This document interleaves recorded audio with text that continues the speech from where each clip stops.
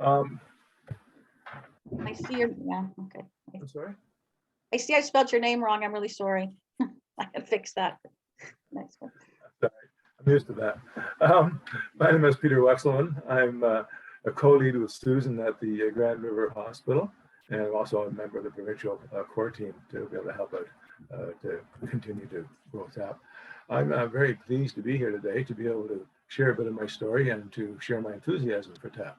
A little bit of my story, as it says in the slide, I was a kidney transplant recipient at age 70 in 2017. Oddly enough, you know, people come up to me and say, age 70 to get a kidney transplant, isn't that quite old?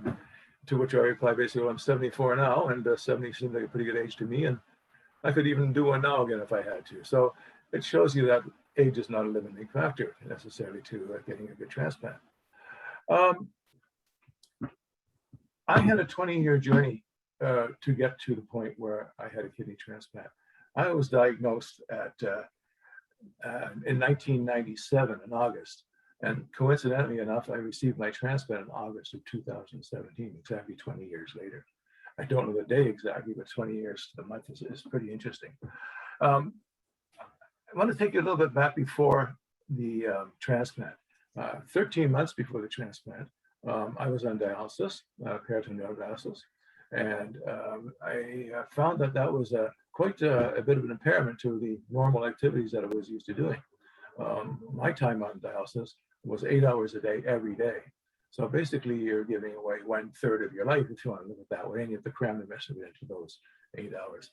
Plus coupled with the continued, you know, testing and monitoring, etc., trips to the clinic, it got to be quite a bit of an impairment. However, you know, you manage pretty well and you adapt, and I did, and oddly enough, I felt better being on dialysis than I had before that. So 13 months on dialysis, and I want to take you to the year before that. I call that my lost year. It was basically where my kidney failure caught up to me pretty quickly. Over the 20 years, my decline was slowly going down, and in that second year before the transplant, it fell dramatically to the point where I was going to have to go on to dialysis pretty quickly.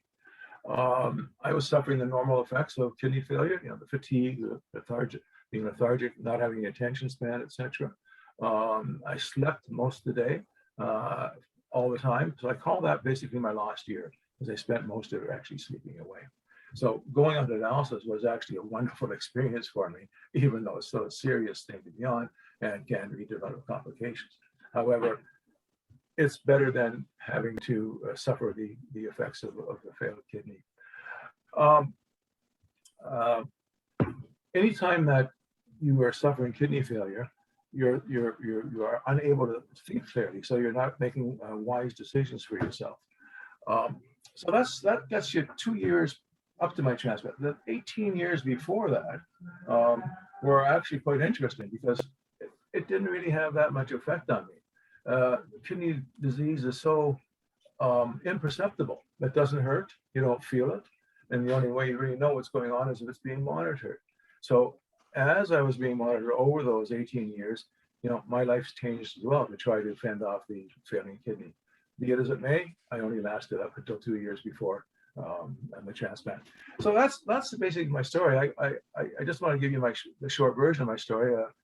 After successful transplant, I did join TAP, and I could talk about that down the road a little bit. But basically, everything turned out okay at my age. I feel great. I've never felt better, and I encourage everybody and anybody that has kidney failure to sure consider a transplant, because it's the best way to restore your life to normal. Thanks, Sue.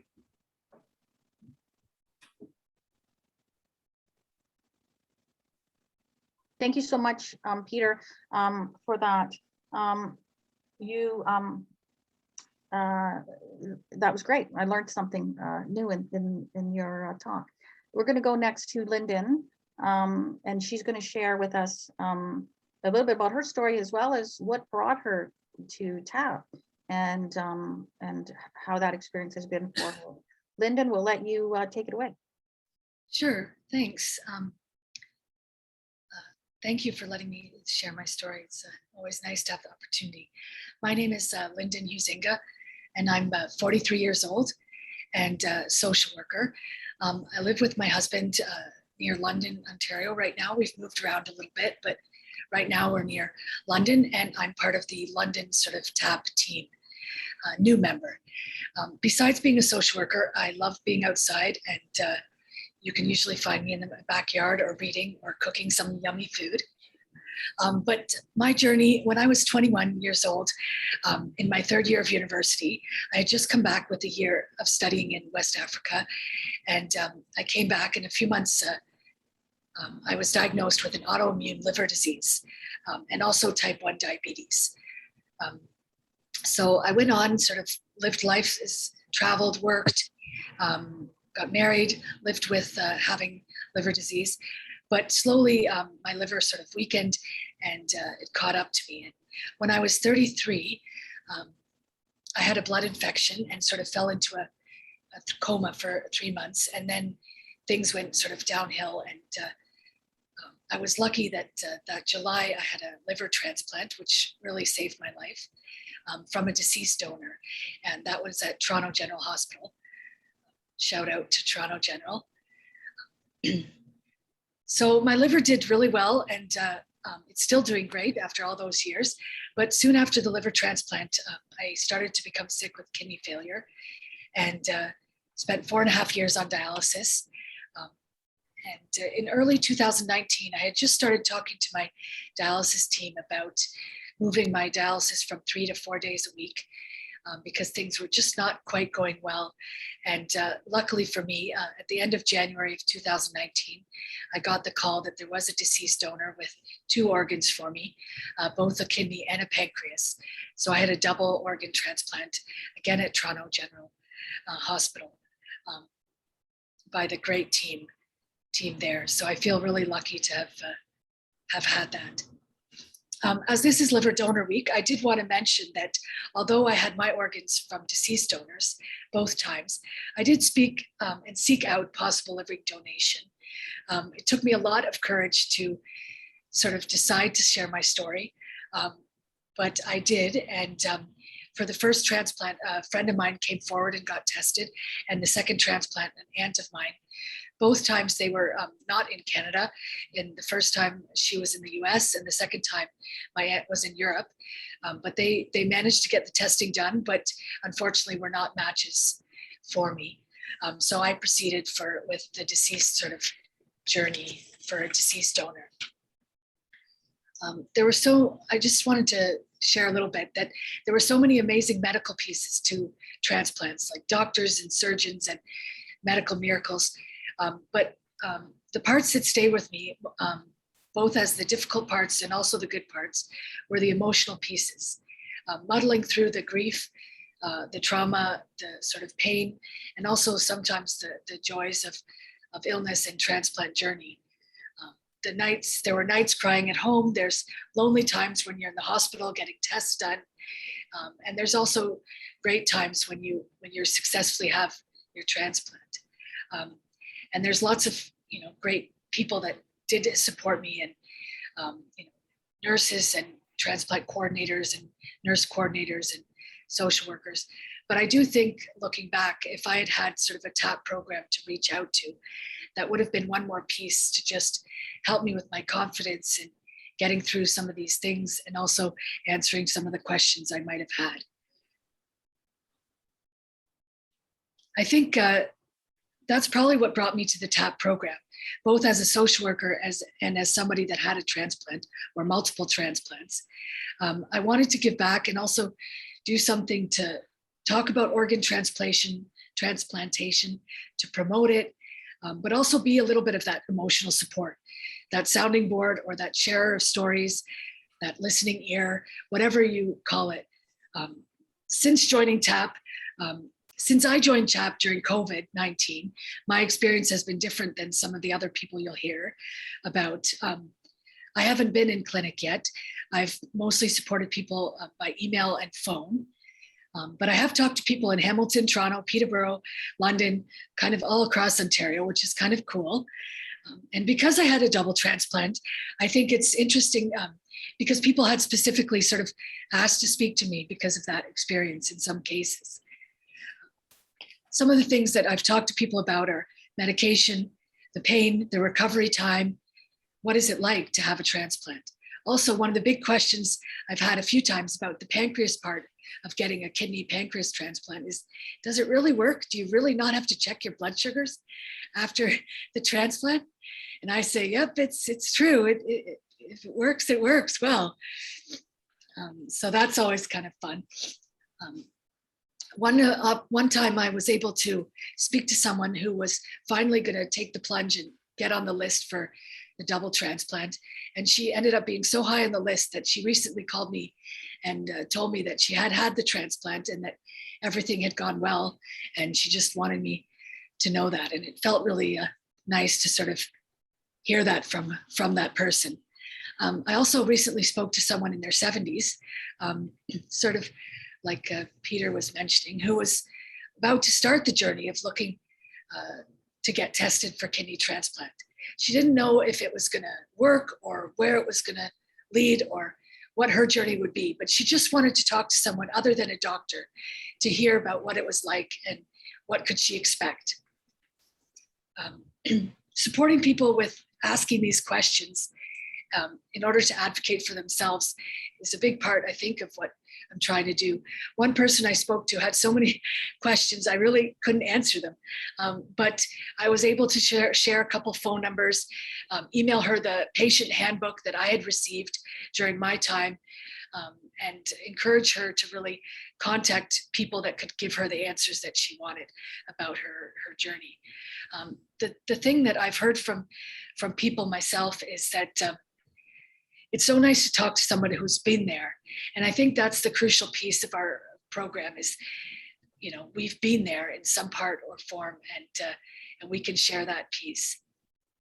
So just to conclude, for my part, for me, this program is both rewarding and necessary. I think I've learned a lot, and I've met some interesting, really neat, nice people over the phone and email. But we forget sometimes that this is so much more than just the medical tests and the procedures. We're all people. We have families, we have lives, we have some fear, anxiety, but we also have hopes and love, and having the opportunity to speak to each other about, with our questions, with our fears and our success is just a big part of healing and health and healthcare. Thanks for the opportunity. Thank you, Lyndon. That was really really great. It's great to hear so much more about your story as well. We're going to move next to our next panelist, which is the rose between the thorns, or the thorn between the rose. I'm not sure which, but he is our only living donor speaking today amongst all of us recipients. And Tom is a wonderful lead at our St. Joseph Hamilton Renal Center, and he's going to tell you a little bit about his journey and how he got involved in TAP. Over to you, Tom. Yeah, thank you, Susan, and thank you everyone for inviting me. So good afternoon. I joined the TAP team about 2 years ago, maybe a little more than that, and I took on the position of lead shortly before the pandemic. The only way that we meet with potential donors and potential recipients since the pandemic started was by telephone and occasionally by Zoom. And unfortunately, that's going to be the case for many months to come. Most of the people that we contact are potential kidney recipients, but over time, we're hoping to speak with more donors as well. I have the rare privilege in that all referrals at St. Joe's Hamilton go through me, and I pass non-personal information and contact information to members of our TAP team. And with Sue's help, I often reach out to TAP volunteers throughout the whole province, to the 13 locations that we have going now. 3 people on this conference call, maybe 4 on this conference call outside St. Joseph's I've reached to. And I think Lyndon, that 70-year-old that you were talking to, I think that was someone that we referred to you and you kindly took for us here at St. Joe's. And again, the interesting thing is, as being the lead, after one of our TAP team members speaks with a potential donor or potential recipient, they complete a shift report. And I'm always overwhelmed when I read the joy and excitement each time one of our TAP volunteers connects with a patient, as we just heard from Lyndon. The conversations may run anywhere from 10 minutes to well over an hour. And some even agree to connect again when they're farther along their journey, or perhaps even after the transplant. I'm quite proud to be a TAP volunteer. And more than that, I feel privileged to work with such an amazing group of people at St. Joe's, and quite really across the whole province. They're all doing their best to make the world a little better place for those who need it. Which kind of leads to, how did I become involved with TAP? In my case, I'm a kidney donor, and I donated indirectly to the son, Jeffrey, of friends of ours who live in Vancouver. I'd only met Jeffrey once as an adult and a couple of times as a young child when they came to visit us from Vancouver. When Jeffrey's kidneys went bad, neither of his parents qualified to donate. I knew his father couldn't. He's a good friend of mine from high school. We've kept in touch. He's had heart problems, but his mother couldn't donate, and she was quite devastated by the fact that she couldn't. And no one else seemed to be stepping up, so I knew it was my turn. And as it turned out, unfortunately, Jeff and I were not a match, and I entered into the parent exchange program. There were a number of setbacks. In one case, I was all set to travel someplace to donate to somebody, and somebody in the chain got sick and the chain collapsed and we had to start over again. But anyways, after 2.5 years, I was in total, I was matched with somebody in Montreal and donated to somebody anonymously in Montreal. And what's so amazing about the whole system is that there were 10 surgeries that day right across Canada, 5 kidney removals in the morning and 5 transplants in the afternoon. I'm amazed by the medical system that we have here in Canada. And tagging along with what Peter had to say and relating to age, when I donated my kidney, I was officially a senior at 65 years old. You're never too old to donate a kidney. And now 6.5 years later, I'm doing well, same as Peter. I'm back taking courses. I used to fly. I flew for about 20 years as a private pilot, but I kind of hung up my wings after I made my donation. Not that I wasn't well enough, not that I couldn't pass the medical, but I figured it was time to move on. So anyway, thank you for the opportunity to speak, and I'll pass it on to the next person. Thank you. Thank you, Tom. That was amazing, as usual. We're gonna move next to, I think the youngest person on our panel is Alexandra Freund, who is has joined the team again since COVID, and we'll let her share her story and what it's meant to her to be part of the TAP team. Over to you, Al. Hi, everyone. I'm Alex. I'm a preemptive kidney recipient, one of the rare ones who had my transplant preemptively just before I needed dialysis. I was very close. I was 30. I had my transplant in London. TAP is so meaningful to me for a number of reasons. My particular kidney disease was genetic, and so it had affected generations of my family before me, including my mom. Now, I had seen my mom through a transplant about 10 years before mine, 7, 8 years before mine. Sorry, I'm thinking now, and mine was 4 years ago. And so before I had any inkling that I too had the lucky CKD gene, I saw my mom go through not only transplant, but dialysis. And I saw her through that difficult piece, but I also saw how she really flourished after her transplant, how she was back on her feet, and it seemed like a matter of days. It was probably more like a few weeks, and just pursuing every avenue in her life and career as if, you know, she had never had that little bump in the road with her transplant. And so a few years later, when I found out about my kidney disease through an elevated creatinine, I knew that having my mom by my side with her lived experience made me feel so much less afraid. because I saw her after transplant and I saw how, well she was in life, but also because I knew what she had been through.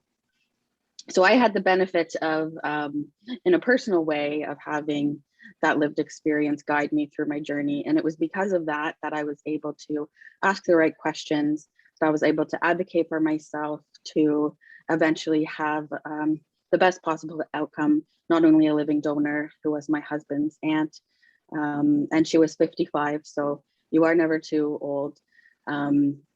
But I knew how to advocate for myself, how to ask the right questions, how to make sure that my transplant team knew about my future hopes and dreams, like having children.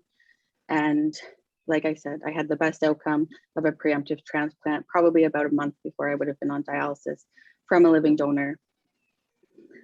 That experience really showed me the power of having, not only my mom, but somebody with that lived experience to guide me through my kidney journey. It absolutely affected my outcome. I have no doubt about that. And I knew that I wanted to do the same thing that she had done for me for others. And I knew I had to get involved in that way. My story ends really happily. I'm 4 years post-transplant. I have 2 beautiful babies. Liam is 2.5 and Connor is 1.5 years, so they're 13 months apart. They are the joy of our lives, and they wouldn't have been possible without my living donor. So I'm very grateful every day, and I'm so happy to pay it forward through my work with TAP. All right, thank you, Alex. That was very wonderful. We're going to move on to our next speaker, which is Greg Wilkinson, who is again one of our amazing leads at London Health Science Centre. So Greg, over to you to share a bit about your story and a bit about getting involved in TAP. Sure. Like Alex, I suffered from PKD as well. My father actually died of it at the age of 48. It's a genetic disease, so it's a gift that keeps on giving through the generations. I was actually diagnosed with that 35 years before my transplant, and up until the last 10 years, I was really feeling pretty good. And really, just the last 5 years, I was getting fairly sick. The plan was to do a preemptive transplant. My wife Liz had been through me for most of that journey, and she eagerly agreed to be a donor. She did all the testing that Dr. Singh talked about in the morning presentations.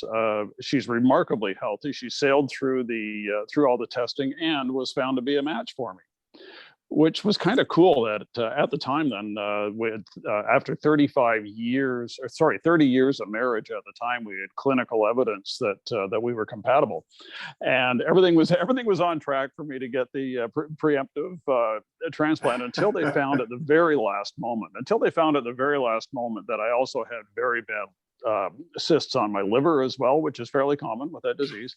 Mine were to the point where I needed a liver transplant as well. And of course, that had to come from a deceased donor. They wouldn't let Liz donate both organs. I went on dialysis for some time with all the complications and everything of dialysis. And finally, though, 2016, August of 2016, 5 years ago, had a very successful liver and kidney transplant, again, from a deceased donor at London Health Sciences Centre. The transplant has been remarkably successful. In the past 5 years, I've seen both of my kids, both my sons graduate with advanced degrees. We've been able to travel, something you couldn't do on dialysis.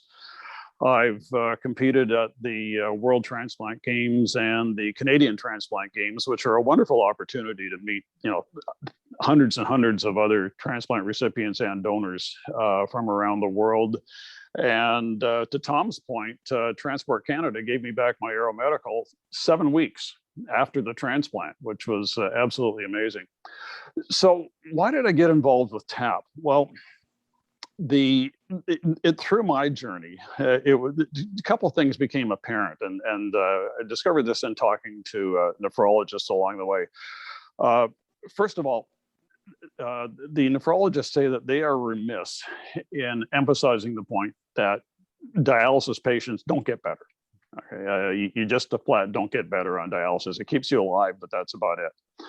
Secondly, they don't get to, patients often don't get to see the success stories. You know, they can hear that that 80, 85 or 90% or transplants are successful over 5 years, but they don't really get to put a face on those numbers. And that's what we do.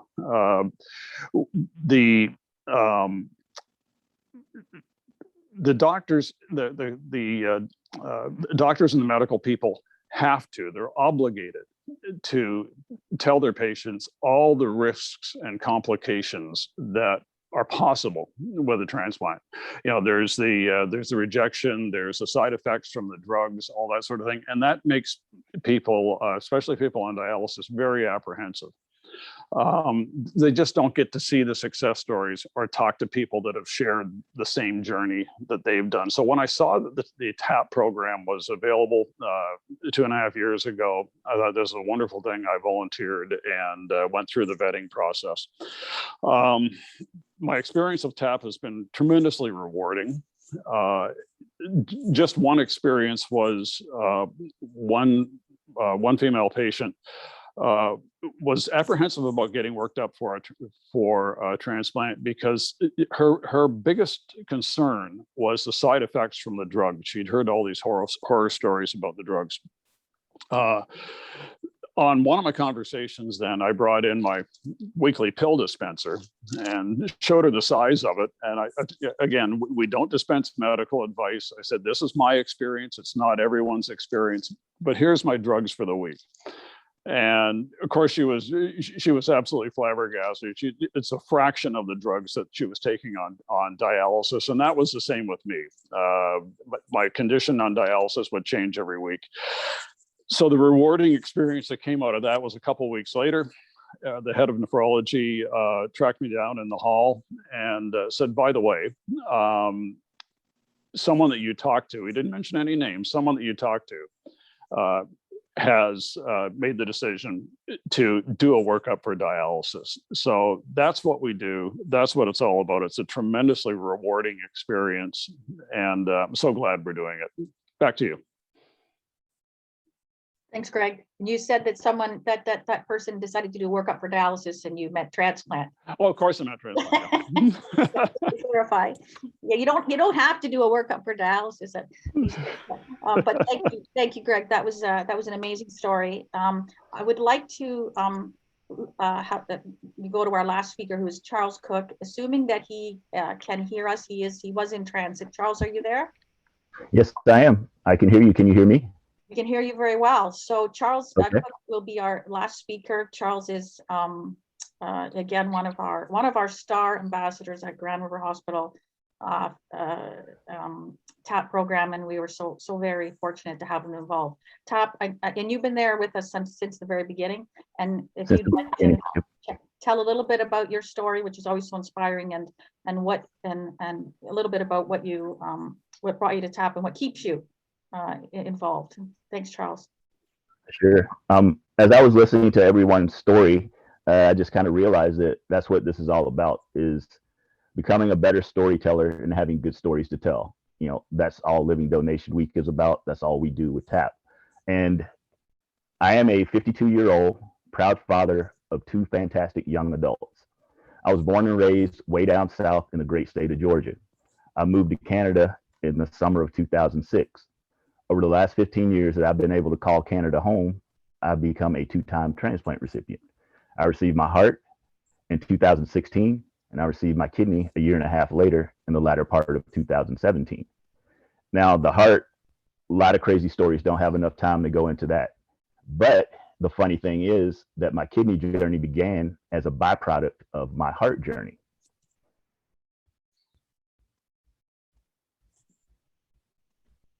What happened was, along my heart transplant journey, I had a surgery that was intended to increase the useful life of my failing heart.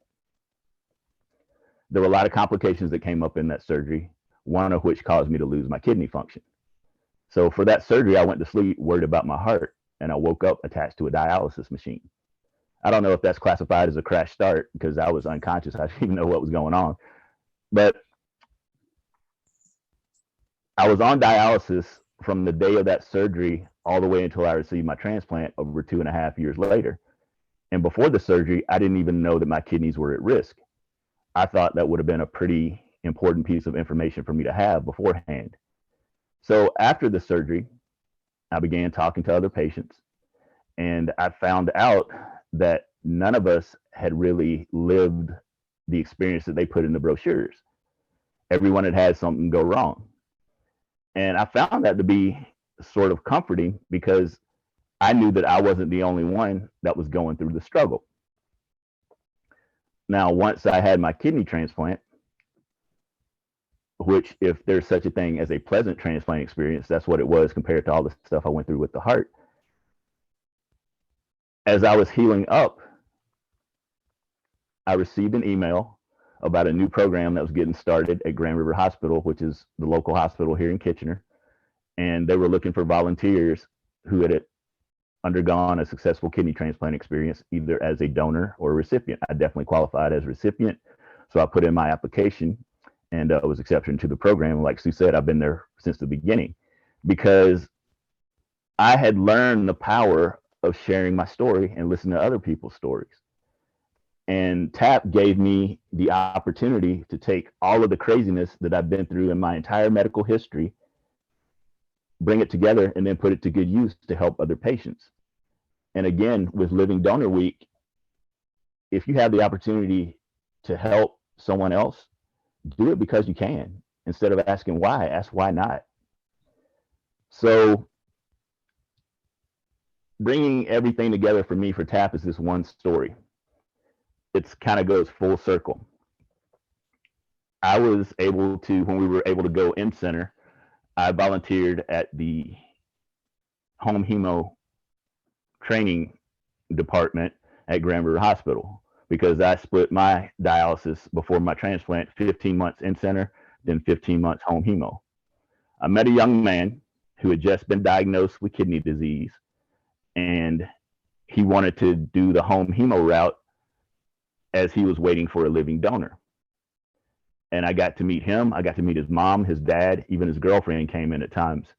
And we got to build up a relationship. And that's what I liked about TAP the way it was when I was going in clinic, because I was in there every Monday and I got to see the same people and we got to know each other. And then when they went, you just kind of wish them well and say, hey, I hope everything works out. If you have any questions, you know how to get a hold of me.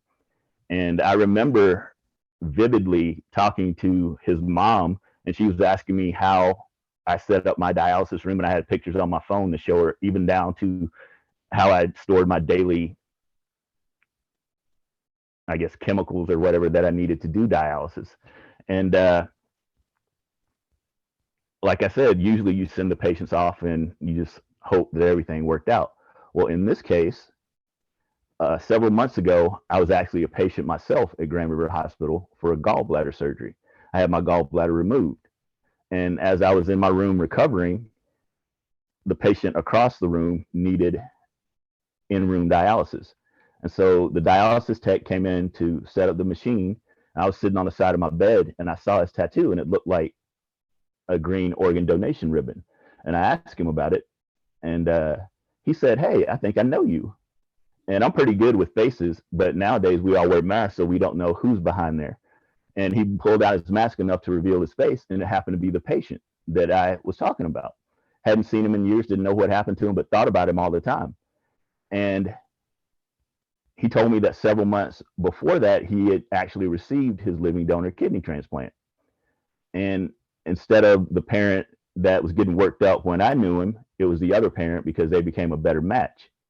And I can't tell you how good it felt to know that everything had worked out right for that family. And I had played just a small part in that success.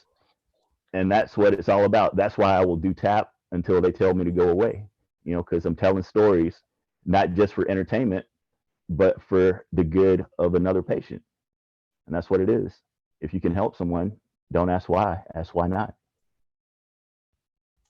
Wow, thanks, Charles. That was very powerful. Thank you so much for being our last panelist.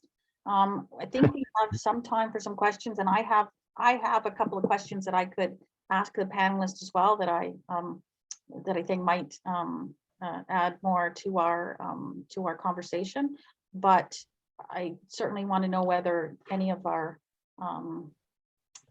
listeners or folks that have joined us today have any questions that they'd like answered, either in the chat or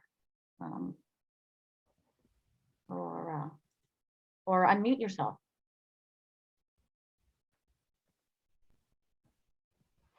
So Sue, I think there was a question about whether there's going to be something like TAP for liver donors. Yeah, and we have had people call the program and ask about that.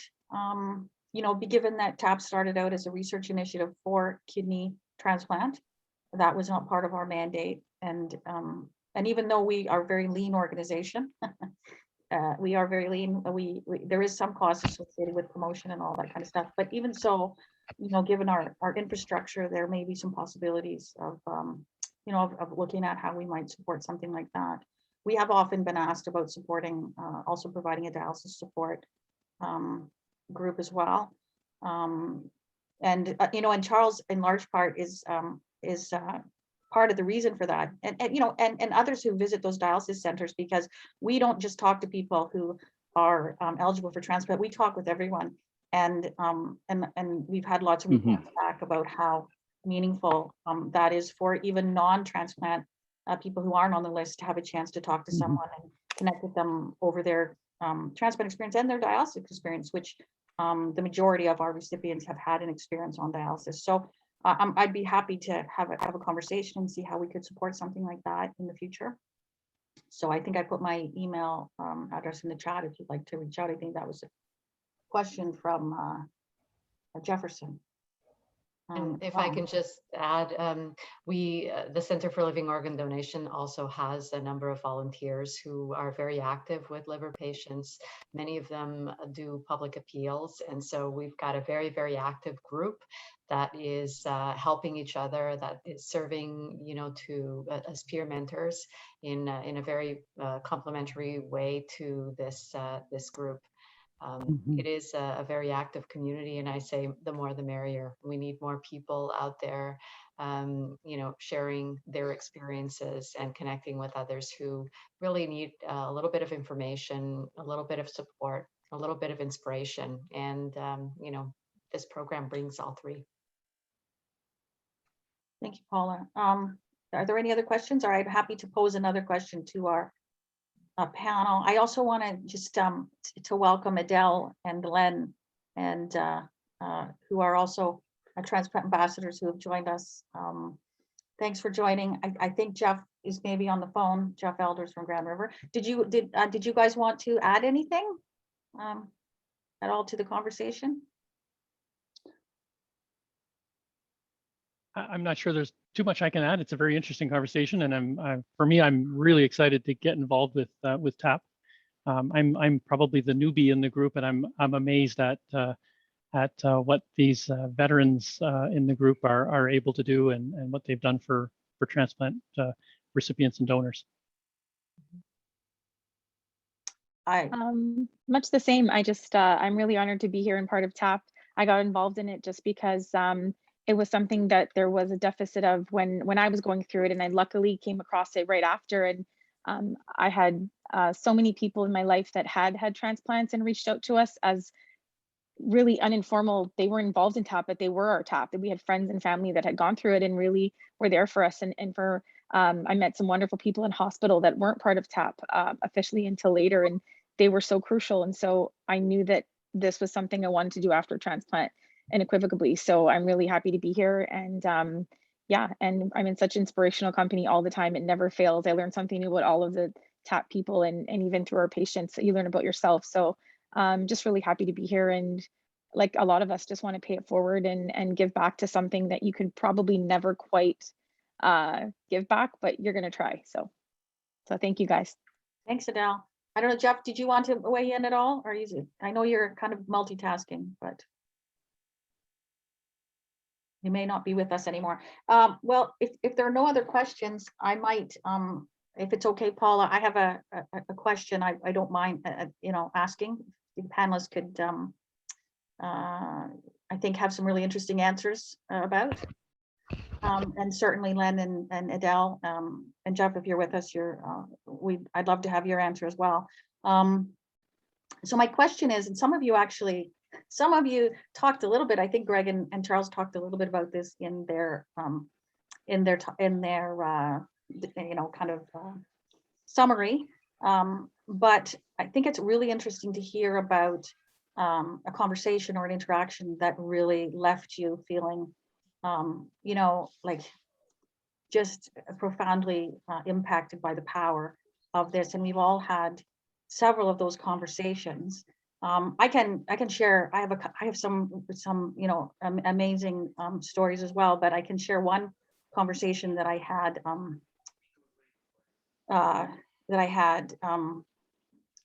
Well, it's my favorite one, and sometimes some of you guys have heard it before. But a conversation I had just in the waiting room with a young man who was just in for his annual checkup and was not thinking at all about transplant at that point. And I was just sitting beside him on a chair, and I think he was about 27 maybe.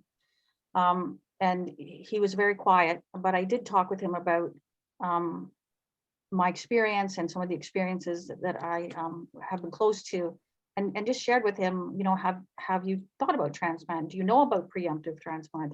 Have they told you anything about preemptive transplant? Because you would be an ideal candidate, as such a young man. And so, and he'd never heard of it. He had no idea about it. So I asked him if his family knew what he was going through, and he said, no, his family had no idea what he was going through. And he said, actually, I'm estranged from my family. I haven't talked to my family in a couple of years now. And I said, well, I think it's really important that you reconnect with them and just let them know what you're going through, because it'd be great to have some support. So he got called in to the exam room, and I was, and I kind of thought I had bothered him a bit because he was pretty quiet. But when I was in clinic, I was probably about 6 months later, I just talking to whoever was there, I saw him in one of the exam rooms with his mother, and his mother was being tested to be his living donor. So that was extremely rewarding. And it was just happenstance that I happened to be in clinic that day and saw that. And that I asked the nurse about it, and she said, oh yeah, he said he had a great conversation with someone from TAP. But we very often don't get to know, we don't get to see how that loop is closed. So I just wonder if anybody here on our team and beyond the panel, Adele and Len, if you would like to share a especially meaningful interaction that you might have had. So if I could just say, I think the most meaningful interaction for me was actually a story. So this was before TAP, but when I was diagnosed with kidney failure at 26, I remember being very afraid for, what my future would look like and what that meant for my future. And I remember sitting actually with the living donor coordinator, and I said to her, and my fiance at the time, and saying to her, I'm really concerned about whether it will be possible for me to have children. And she told me that there was a transplant recipient that she knew that had 3 children after transplant. And just that story, I mean, this woman wouldn't even know that I exist. I don't know her name, but just her story gave me so much hope. And I think that our visibility and our stories, I mean, I know that we record our official conversations for our research study, but I think that the impact of our visibility and sharing our stories in places like social media, through our website, through presentations like this, for every one person that comes forward, we have no idea how many people we're inspiring and helping that we just don't know. So. Thanks, Alex. Anybody else want to share? If I can relate a little bit to some things I've got on the clinic where I've worked. I had the privilege of talking to a gentleman that's been on dialysis for over 3 years. And I would talk to him regularly on the shift, and we talked about living donation, etc. He didn't have anybody who was on a deceased list. Unfortunately, he didn't have a live donor. And one day I go to the clinic and he disappeared. So I was wondering, what's going on? And nobody would tell me anything, of course, because of the privacy rules. So I just wondered to myself, boy, I hope he turned out okay. About a week later, next shift I went in, he was there again, back on dialysis.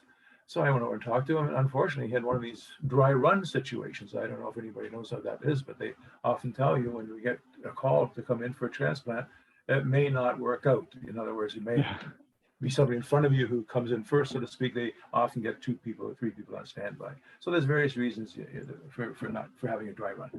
So, we continue our discussion, etc. And a couple of weeks later again, he's gone again. And I'm wondering what's going on. Again, nobody would tell me anything. Unfortunately, I saw him again the week after that, back on dialysis. 2 dry runs in a row. I really empathize with this guy. I'd taken myself, I couldn't carry him down there. How he was managed to keep his cheer through that process was amazing. I like to think of a little part of that, perhaps, I don't know, but we had developed a pretty good relationship. And then one day he disappeared again, and I didn't see him. So I figured, okay, this time I must have taken.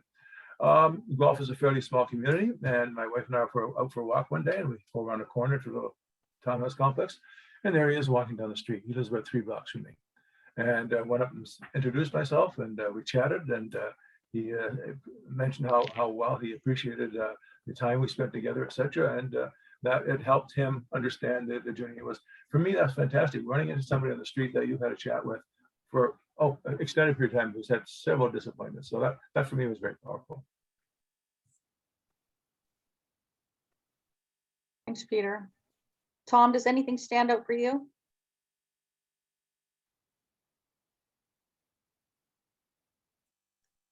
And nothing that comes to mind right now. And the reason being is that I haven't taken a call since before the pandemic. All the referrals that come into me from St. Joe's, I pass it on to our team because I need to keep them engaged, and I need to keep them involved as much as I can, because we still get about maybe 8, 9 referrals a month, but that's, not that many. Mhm. So most of the referrals I pass on. So anybody I spoke with in clinic 2 years ago, none jump out at me right now. No, I do. Okay, let me tell you one story though. And it's not necessarily a happy story, but I was chatting with a young woman in the clinic, and she was being worked up to donate a kidney. And I was at the donor clinic at the time. And our conversation was short. She said she was getting worked up to donate to her aunt. And then she had to go to her appointment. And about 20 minutes later, she came back out, and she was visibly somewhat distraught. And she went out, didn't say anything to me, just sort of walked past, even though she saw me there. And she was sitting in the chairs just outside the waiting room there. And I went out to chat with her, just say, are you okay? And it turns out she didn't qualify. She'd been through a lot of the testing, but at some point there, and she just found out the bad news that day. So we had a little chat, and she was a little tearful. I really didn't know what to say, but at least I was there to chat for a few moments.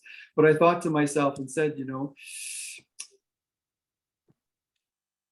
but somewhere out there, there's an aunt that's very, very proud of her niece for trying. Yeah, that's a story that I remember.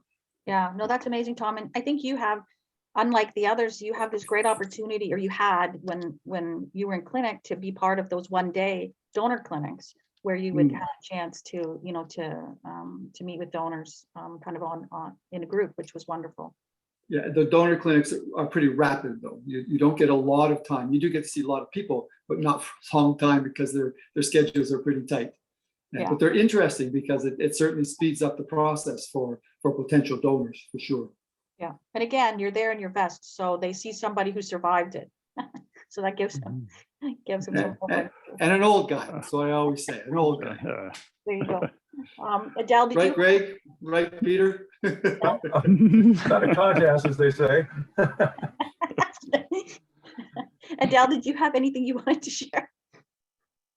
Yeah, I've been really fortunate. There's 2 patients that, with their permission, and they really they had asked me before their transplant, they wanted to stay in contact and connect, and they were all there were 2 transplants during COVID, so they had similar experiences where they were postponed, one of them twice and another poor patient 3 times. And so even, you know, here I was thinking, well, I'm going to support them preemptively or before their transplant, and that's going to be the hard work in getting them there. And in fact, it was quite the opposite.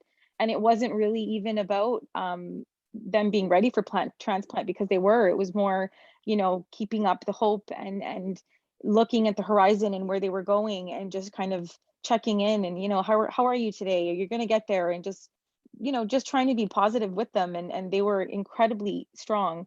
And I had my transplant in 2019 and didn't contend with any of this. And I would get off the phone sometimes and be so emotional, because I thought, wow, like this is a whole other experience. And so they've taught me a lot about this journey. And I was very lucky that in one of my first education classes I went to at Humber with Kathy, that I was a part of this TAP. I happened to be in a meeting with some patients, and I happened to know her. She was someone that I had worked with, I won't say where, but and she disappeared at one point, and I always worried about her and thought, what happened? And then I got sick shortly after, so there was this huge gap of time where I thought about her all the time. And lo and behold, here she is in this education class for you know, preemptive dialysis or transplant, and learning about dialysis. And we just couldn't believe it. And so we had this outside connection, and now I could be with her, you know, through this via TAP. And so it's just been such a great full circle thing for me to be a part of her life, and her, you know, this great story of hers on the other side. And same with this other patient that got through this whole COVID craziness, and they're doing well. And you know, you think you bring things into an experience, but man, all these other people are just really, you know, their strength, and it inspires me all the time. So it's been really great. And that full circle piece of TAP is something that I didn't expect from all this. And it's been, I think, one of the most rewarding things to really see them on the other side, and just hope for the future TAP going forward, and just these great stories. So yeah. Well, it's so true, because we learned so much from those conversations as well. And, you know, just had another quick story, which is really about the power of being in the clinic. Was someone had reached out through the website, and I had spoken with her, and she happened to be at the same center, and we had 4 or 5 conversations over the phone. I said, let me know when you're in clinic next, and I'll pop in to see you. And I did, and we had a chat when she was in clinic. Went down and had to the coffee shop and had a coffee. And then she said they told her she had to get a catheter put in. That was going to be her next appointment. And I said, oh, well, do you know, how long, like, did you know that that means that you're very close to dialysis? And she was like, oh, no, I didn't understand that. They didn't explain that to me. And I said, okay, well, you might. So I said, usually when they put a catheter in, that means that they're, want to start dialysis, and it was for peritoneal dialysis. So she said, well, I'm going to go back right now and talk to them about that. So she heads back up to the clinic and had another conversation with them. And then I said, well, let me know when you're back in and we'll chat again. So she told me when she was coming back, and I met with her, and she was getting the catheter in, and she was really distraught. And she saw me in the hallway, and she came right up to me and gave me a big hug. And the nurse says, oh, is this your family? Would you like her to go in with you? And it was just kind of, again, the power of, just this understanding that oftentimes you don't have to talk, that it's just, an understanding. And that was an extremely powerful experience as well. So I don't know if anyone else has anything to share, but I could end with, oh, we're almost done. We're almost out of time. But I did have one more question. So it's up to you, Paula, to decide whether we're out of time. You can tell me. I do have another meeting at 4 o'clock, but I think I'm okay to go as long as the folks are okay. And it looks like Craig might even have a question. Oh, okay. No. No, I don't have a question. I just felt really guilty not being video present. So I had to say, I received a deceased kidney, and I reflect back. I wish I had known more. I wish I'd talked to someone like the people on this call. I think I might have had the courage to talk to family and friends about it, had I known. And that's 7 years ago. I'm grateful for what I got, but I'm always mindful I was fortunate. yeah, I would have liked to speak to some of you people back then. Thanks, Craig. So my question for anyone who wants to answer it, maybe I won't want to have a lot of takers, so maybe we will end earlier. But my question is really, what question have you received in your conversations that you found like surprised you the most, that you were surprised by? Does anybody have one that sticks in their mind? I think there's a lot. Am I on the transplant list? Go ahead, Charles. I was going to say, people ask me, am I on the transplant list? I'm like, if you don't know that, you need to be talking to your doctor. That's the one thing that you need to know. Are you eligible to be on the transplant list? Yeah, absolutely. We get that all the time. How do I know if I'm eligible? Well, you're here at clinic. You should ask. Yeah, Exactly. For sure. That's the first question that you need to ask. What about you, Peter? Did you have? So there's a lot of misconceptions out there about a lot of things. One gentleman I talked to was really reluctant about talking about transplant because he was worried about the effect of the anti-rejection drugs and saying basically I have no immunity. So we chatted about that a bit and discussed immunity levels and things, and that he should speak to his doctor, but it wasn't a zero situation. So you get a lot of that. We get a lot of questions about cost of medications, transportation to and from transplant centers, any support available for financial assistance, etc.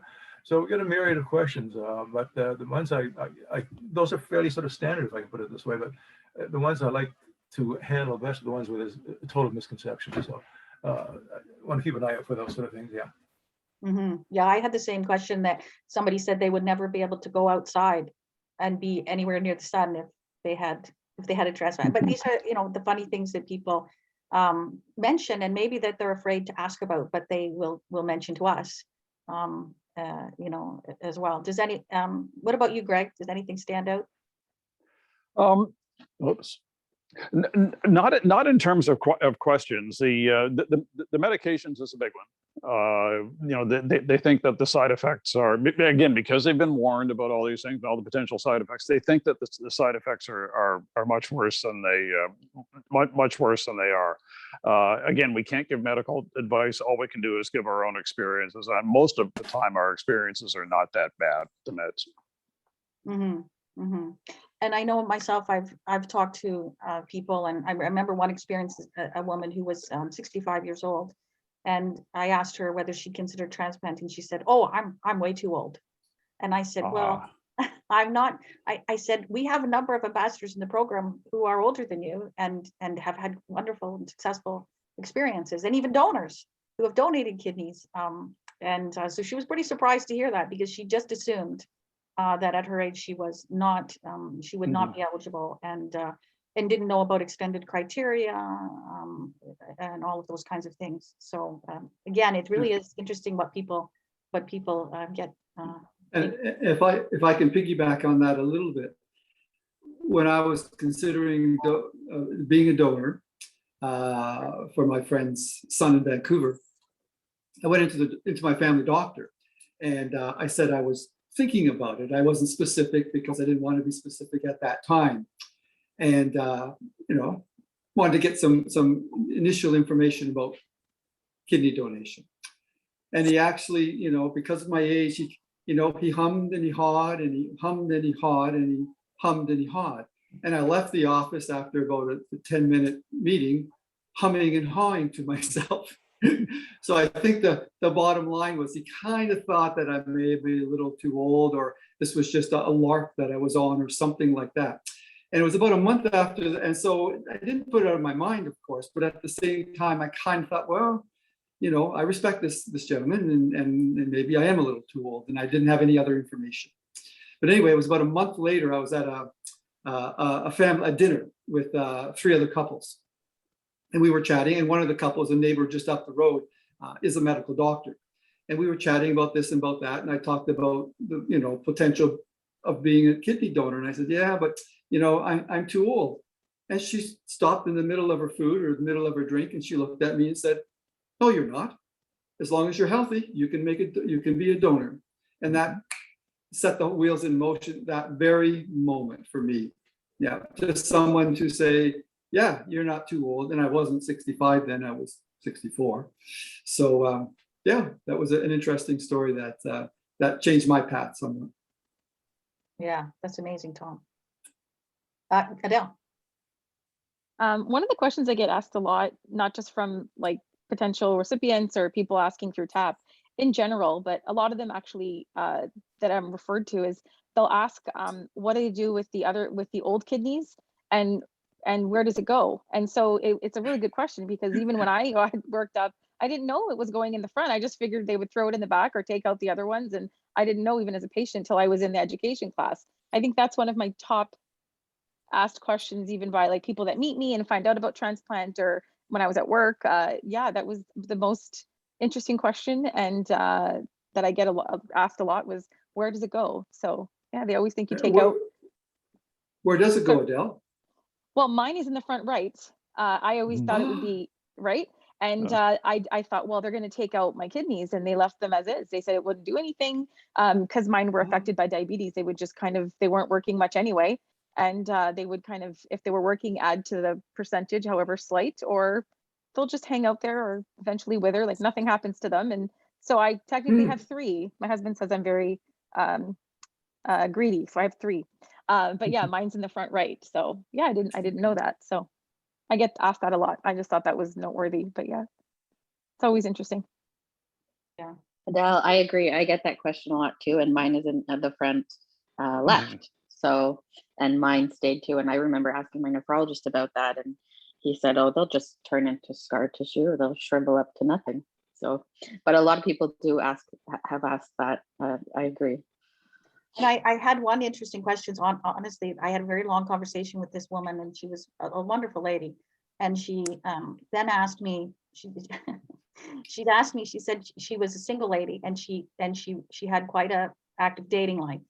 And she asked me if that, that would be affected by, she was pre-dialysis. And I said, well, I don't know that I'm the right person to answer that question. So perhaps you should ask the clinic. I tried not to be, dissuade or promote. So I wasn't exactly sure what she meant by it. So I didn't dig any deeper into that.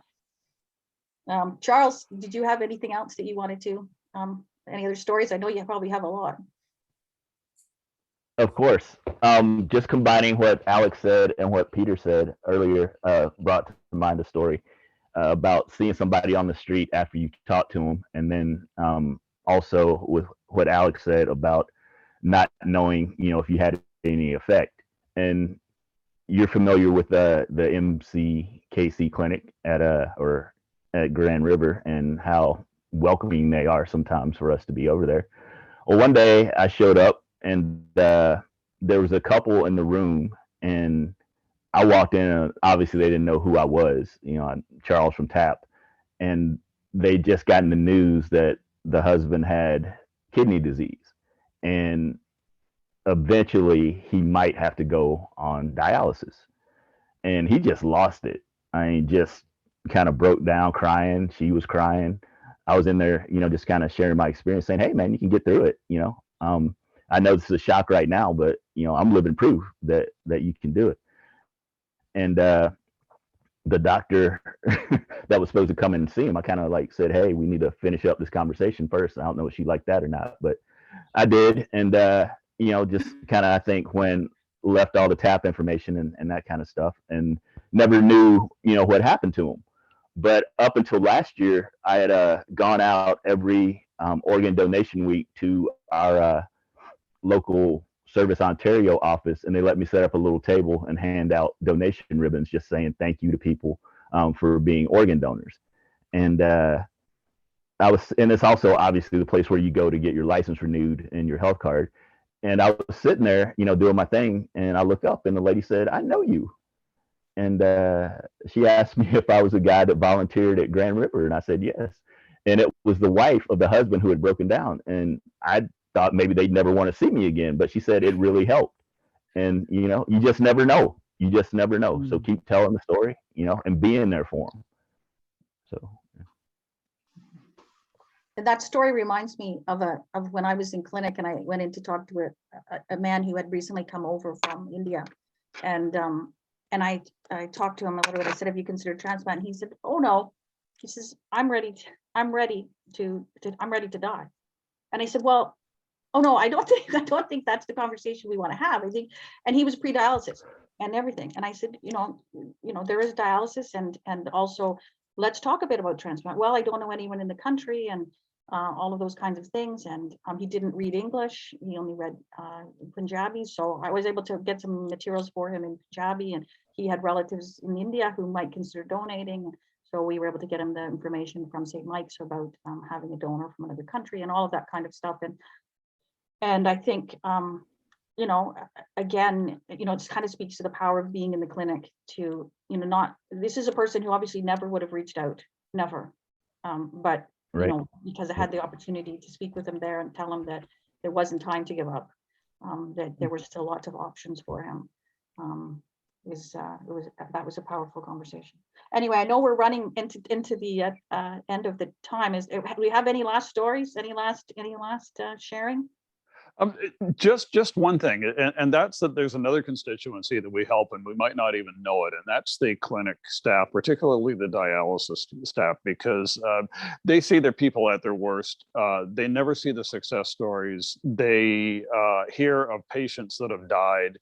They never hear of patients that have done well, and so just us being there, that they can see us there as graduates of. I had dialysis at the Adam Linton unit, or as we call it, ALU, and so I'm a graduate of ALU, and we had a renal education day. There were a bunch of nurses there from Adam Linton that couldn't believe it when they saw me. They didn't recognize me because the last time they saw me, I looked like I was about 105 years old, and so they were just delighted to see that somebody could survive all this. And just us being in the clinic, I think, gives the staff a lot of hope as well. Mm-hmm. Yeah, well, that's amazing. Well, you can see that our TAP ambassadors have lots of stories and are wonderful conversationalists, and we hope that you will reach out if you're watching this post in a webinar. We would love to hear from you and chat with you. And just want to say to you, Paula, thank you so much for inviting us to be part of your Living Donor Week. It was a great opportunity for us. Thank you, Susan, and thank you, TAP team. This has been the highlight of my week. I loved hearing your stories. The theme of this week is all about sharing your stories, and I actually started crying at one point because I connected with some folks who talked about how they were fearful of and embarrassed about their disease and sort of weren't quite sure what, who to talk to or whether to talk to anyone. And there's a lot of fear, there's a lot of concern. There's, and sometimes there's embarrassment too, and I think it's important for us to share these stories as widely as possible, and for us to support others who are going through the journey and sharing their own stories, because the more we share, the more we find a community of support, and the more therapeutic this becomes. I also heard that sharing these stories is very therapeutic for all of us. So I thank you so much for being so open and for sharing your story and for caring for patients who are going through very, very difficult times in their lives, and for families who are also struggling. So I look forward to working with your program. Thank you for being part of this week, and thank you for sharing your time with us today. Thank you. Thank you. Bye, everybody. Thank you. Bye. Thank you.